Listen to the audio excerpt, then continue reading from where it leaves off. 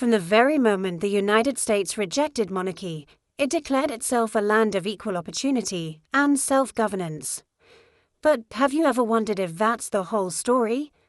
From the beginning, while the nation declared no king, power quietly anchored itself in land, family, and legacy. Beneath the promise of democracy, a different kind of pattern persisted: power built on inheritance, wealth, and social standing. In colonial America, long before the Revolution, European settlers established a landed gentry. Vast estates and influential local families quietly enjoyed privileges that felt very much like those of an aristocracy, passed down from one generation to the next. When the Republic was founded, it removed the crowns and the formal titles, but it didn't completely erase the hierarchy. The families who held power before the war often continued to hold it long after. As America raced into the 19th century, the industrial age brought incredible change. Wealth began to shift from sprawling plantations to bustling factories. New fortunes were made, seemingly overnight. Yet, in towns all across the country, a familiar pattern emerged.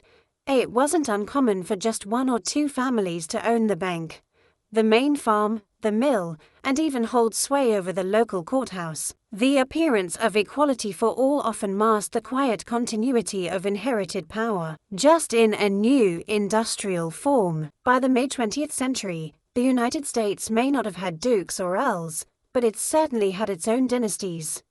Names like the Kennedys, the Rockefellers, and the Fords became household words.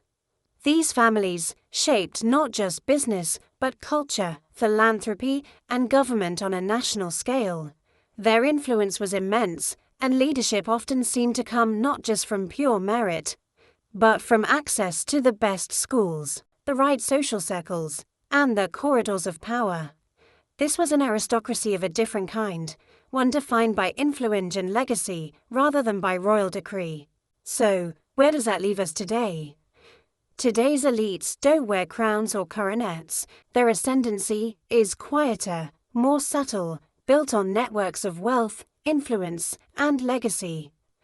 A small fraction of families still control a disproportionate amount of the nation's wealth, social capital, and political reach.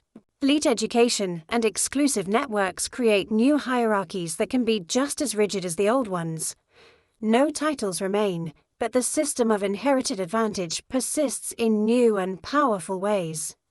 If democracy is to mean more than just holding elections, then leadership must have a chance to arise from all corners of society, not just a select few. Power must be earned through talent and hard work, not simply inherited. So the question for all of us is, who leads our society, and how do they get there? It's something worth thinking about.